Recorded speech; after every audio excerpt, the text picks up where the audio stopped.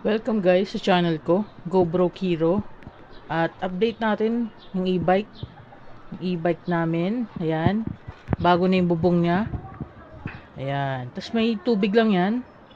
At wala na siyang lubog dito pero hindi ko alam kung lulubog. Ayan.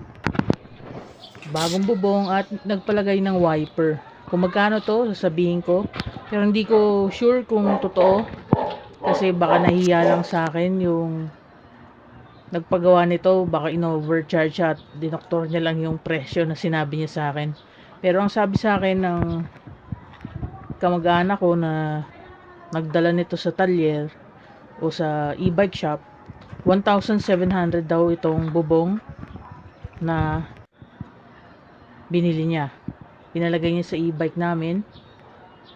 Tapos yung wiper naman ay nagkakahalagang 1,000 pesos daw. Pero hindi ko sigurado kung totoong yun lang binayad niya. Kasi baka nahihiya siya at baka tinaga siya. At yun ang yung dineclare niya sa amin na value. Pero yun yung update ng e-bike namin. May wiper na siya. At bago na yung bubong niya. At ang year ngayon ay 2024. Bago na yung bubong niya. At tignan natin kung gaano katagal tatagal itong bagong bubong. At pipinturahan ko rin to sakali. Pero sa opinion ko, hindi na dapat to binila ng brand new na bubong. Okay naman yung dati na apply lang ako ng apply ng coating. Yun, para sa akin dapat hindi na to binila ng bubong kasi luma na nga tong e-bike na to.